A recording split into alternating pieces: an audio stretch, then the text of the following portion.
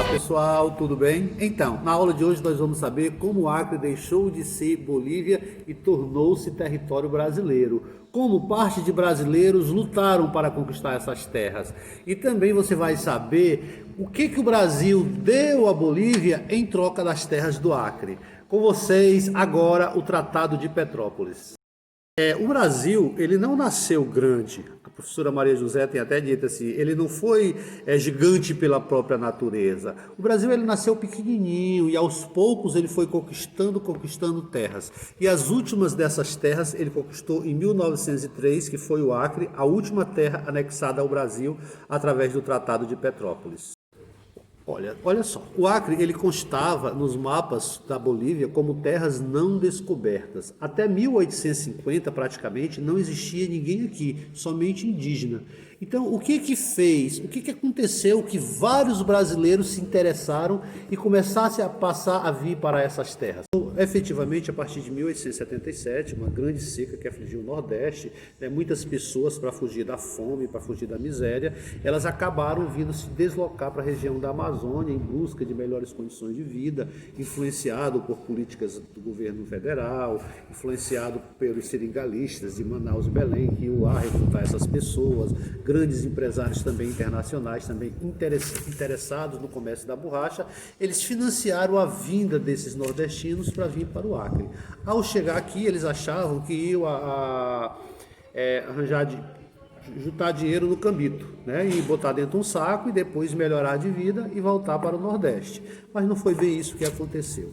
Então esses retirantes, eles eram trazidos na Amazônia, para facilitar o trabalho, para facilitar a exploração do ouro negro, como era chamada a borracha na época, o ouro negro, ou ouro branco, porque ela, depois de beneficiada, que ficava negra, mas o látex mesmo tirado da seringa, da árvore, ele era branco. Então era o ouro, considerado para uns ouro negro, chamado por outros de ouro branco.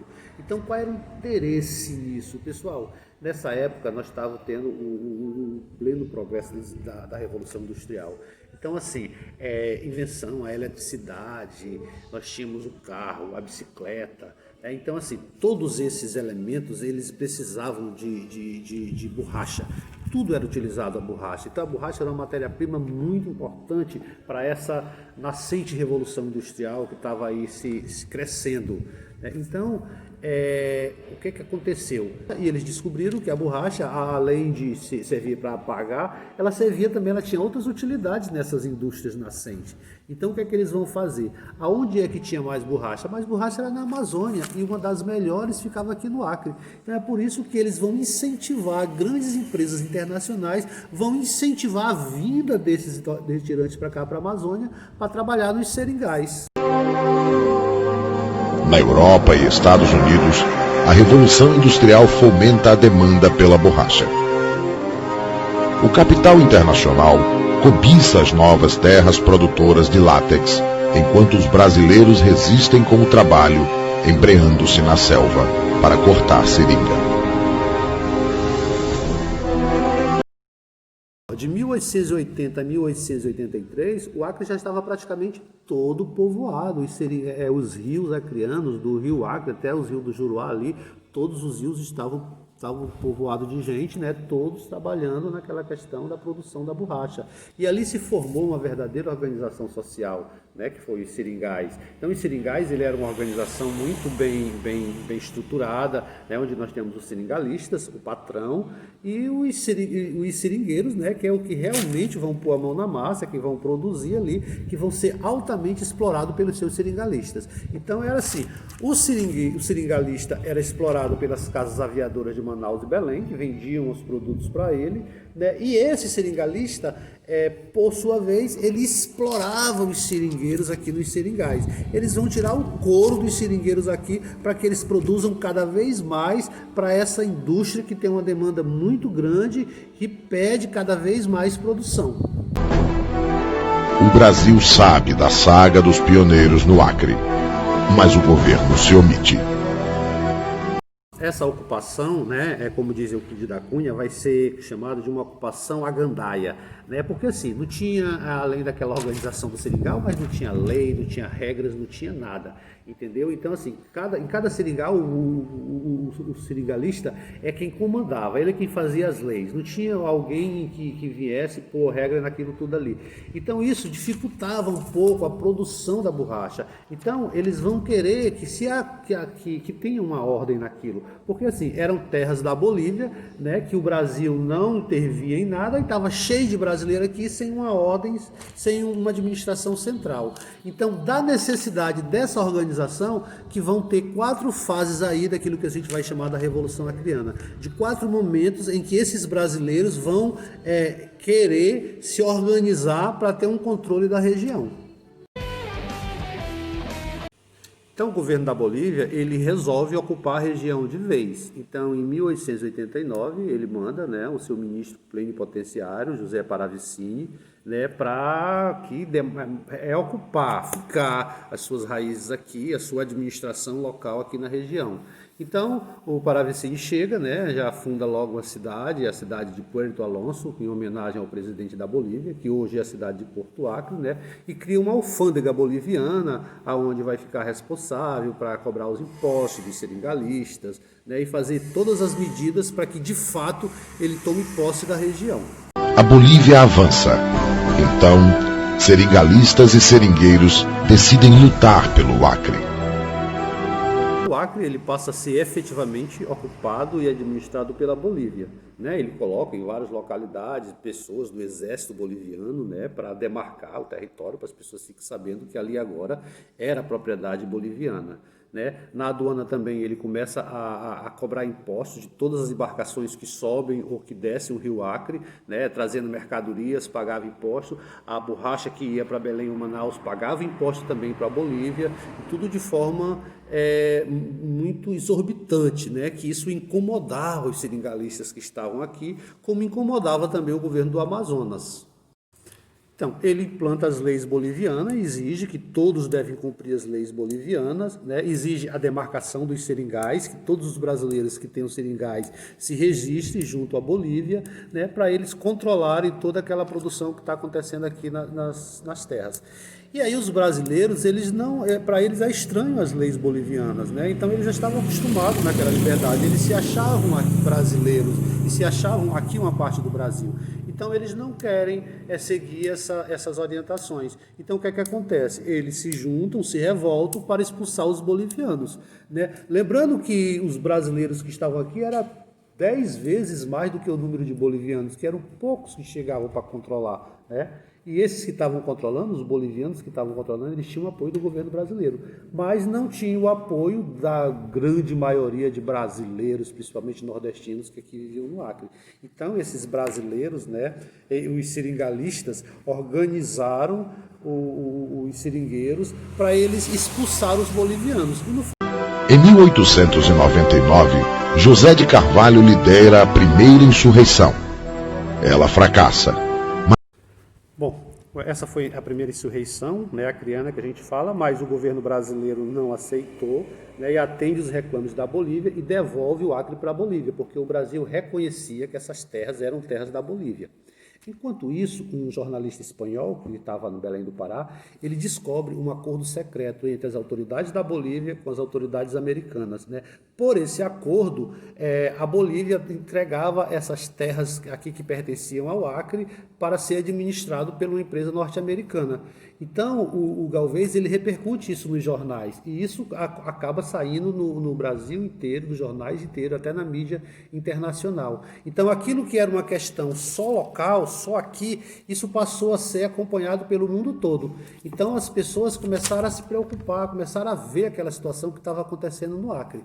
E o governo do Amazonas, né, ele manda chamar o Galvez, porque o governo do Amazonas ele tinha interesse que o Acre passasse para o Brasil. Por quê? Porque ele pensava assim, o Acre era um dos maiores produtores da borracha. A borracha era a grande matéria-prima da economia mundial, né, da indústria nascente.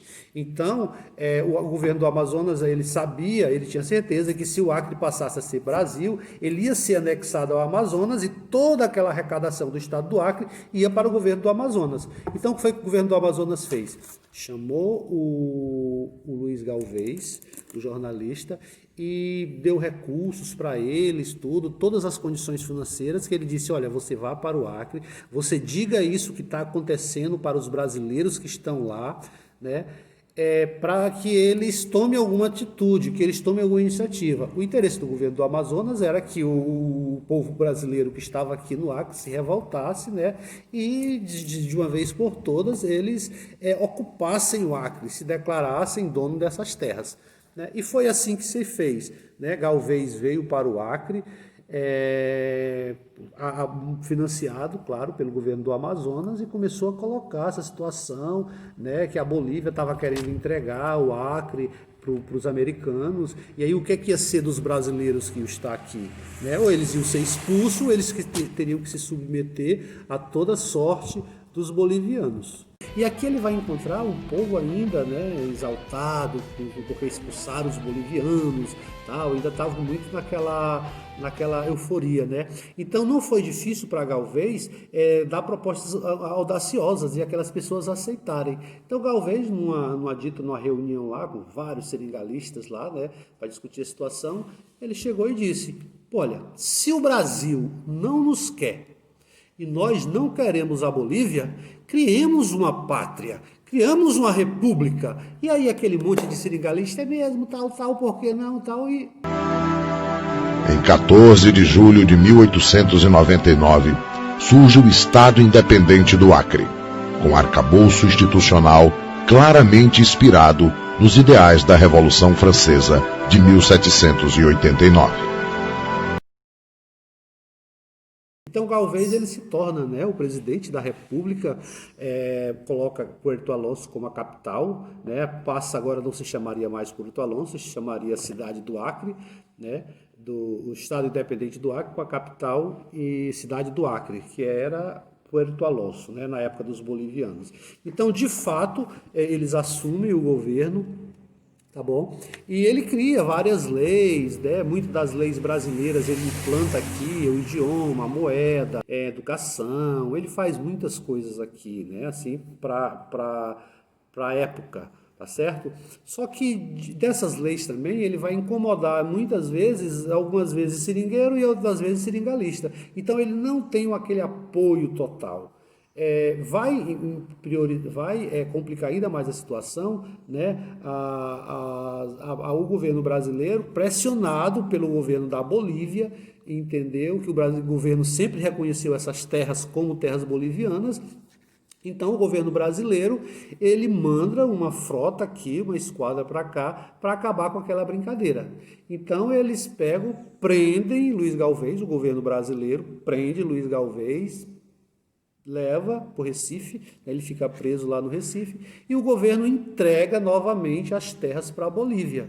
Né? Então acabaria daquela forma esses 8 meses de república independente, né? Que a gente chama a República de Galvez. Então, quando o governo da Bolívia toma definitivamente posse do Acre, né, aí é que se propõe uma nova revolta, e agora parte lá de novo novamente do governo do Amazonas. Né? Então eles se formam jornalistas, médicos, escritores, boêmios, poetas, né, uma porrada de pessoas da classe média com sonhos, né, aquela ilusão do Acre, eles sonham assim, por que a gente não vai e toma e faz uma guerra nós mesmos contra os bolivianos? Né? Em dezembro de 1900, jovens intelectuais e estudantes, articulados por Rodrigo de Carvalho, partem de Manaus com a Expedição Floriano Peixoto.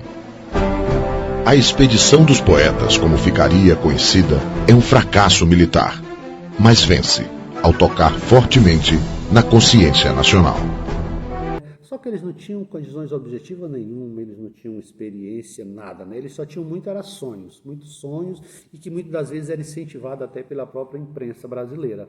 Só que sem experiência nenhuma, sem armas, com poucos armamento, o que é que acontece? Em 2 tiros eles são expulsos do Acre, deixando para trás armas, canhões, tudo para os bolivianos, né? Nesse aspecto foi até bom, até armas eles deixaram para os bolivianos. Então essa foi a terceira insurreição contra o governo boliviano. Em 1901, parece que a Bolívia definitivamente tinha assumido o controle do território. Estava tudo muito calmo, mas até que uma notícia bombástica surgiu na imprensa brasileira, que aí começou a ouriçar novamente aquele espírito revolucionário dos brasileiros que moravam aqui, né? E o governo brasileiro vai começar a mudar o pensamento. A Bolívia se submete à mais ousada tentativa de internacionalização da Amazônia. Uma empresa de capital inglês, americano e alemão, o Bolivian Syndicate, arrendaria o Acre por 20 anos, com autonomia alfandegária e poder militar sobre a população. Esse contrato, né, entre americanos e ingleses com a Bolívia, ele se configurou como fosse assim, a primeira intervenção internacional estrangeira na Amazônia. Então isso causou revolta em várias autoridades brasileiras, tanto do executivo, né, como do judiciário, do legislativo, né? Essas pessoas começaram a causar revolta. E os seringalistas brasileiros aqui, eles começaram a se organizar, né, para expulsar novamente, para se revoltar contra os bolivianos. Só que eles precisavam de alguém com experiência militar, né, porque as outras 3 tentativas que tiveram, elas foram tentativas mais na emoção, mas não tinham organização, não tinham um caráter militar. O gaúcho Plácido de Castro, militar com experiência acumulada desde a Revolução Federalista no Sul, é chamado a liderar a luta armada. O exército de seringueiros declara guerra contra as tropas regulares na Bolívia. Nos campos de batalha, tombam centenas de combatentes, de parte a parte.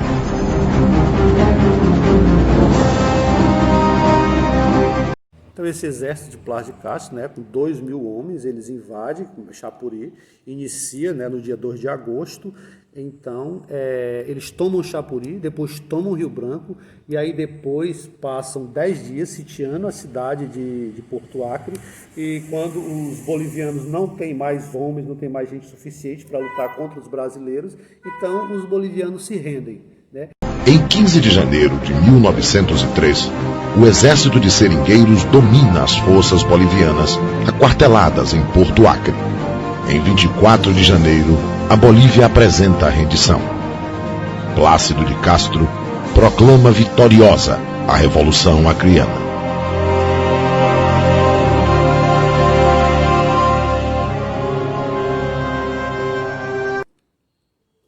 No Congresso Nacional, na imprensa, as associações, né? Aqui em vários lugares do Brasil, as pessoas começaram a questionar aquela situação, né? Seringueiros, pessoas lá jogadas à própria sorte, a custo de derramamento de sangue, né? Fizeram uma luta para ser brasileiros e o Brasil não tomava nenhuma iniciativa, né? O Brasil não os apoiava, aqueles brasileiros que estavam lá jogados à própria sorte, lutando naquela luta. Então, como o exército de Plácido de Castro já tinha ganhado a guerra praticamente, né, a luta contra o exército boliviano, então aí agora o governo brasileiro resolve entrar para resolver a situação diplomaticamente. Ocorre finalmente radical mudança na diplomacia brasileira, determinada pelo novo presidente da República, Rodrigues Alves, empossado 2 meses antes. A questão do Acre passa a ser cuidada pelo ministro das Relações Exteriores, José Maria Silva Paranhos Júnior, o Barão de Rio Branco, que busca o reconhecimento internacional da conquista do Acre e a paz com a Bolívia. O acordo diplomático é assinado na cidade de Petrópolis em 17 de novembro de 1903. O Tratado de Petrópolis é o reconhecimento da pátria a um povo que foi à guerra pelo direito de ser brasileiro. Então, por esse tratado, o Brasil deveria indenizar a Bolívia pelas terras do Acre o valor de 2 milhões de libras esterlinas, que hoje isso equivale mais ou menos a 550 milhões de dólares. Então, além desse dinheiro, o Brasil deveria construir uma estrada de ferro, que era a estrada de ferro Madeira-Mamoré, que ia permitir a Bolívia a escoar sua produção até o mar, né? Passando aqui pelos rios Madeira e Mamoré e pelo território brasileiro até chegada ao mar. Então foi essa a transação que foi feita para regularizar aquela situação que na prática, nos campos de batalha, já tinha sido resolvido por Plácido de Castro. Agora, era preciso que houvesse, né, esse acordo para que depois não houvesse de novo, a Bolívia não viesse de novo com outro ataque, né, que já foram já tinha sido 4 insurreições dos acreanos contra a Bolívia, né? Então, assim, para resolver de uma vez, então, que foi assinado esse acordo entre o Brasil e a Bolívia, que é o Tratado de Petrópolis, tá? No dia 17 de novembro de 1903. E aí o Acre definitivamente passa a pertencer ao Brasil, né? E nós vamos ver numa próxima aula a situação assim. E agora? O Acre vai passar a pertencer ao Brasil. E aí? O Amazonas queria, né, que o Acre fosse anexado a ele. O estado do Pará não queria que fosse anexado ao Amazonas, né? E aí, o que é que vai ser? Acaba que não vai ser nem uma coisa nem outra. Nem o Acre vai virar um estado e nem vai ser anexado ao estado do Amazonas, né? Como é que vai ser a situação do Acre, que agora é brasileiro? Isso aí é assunto para a nossa próxima aula, ok?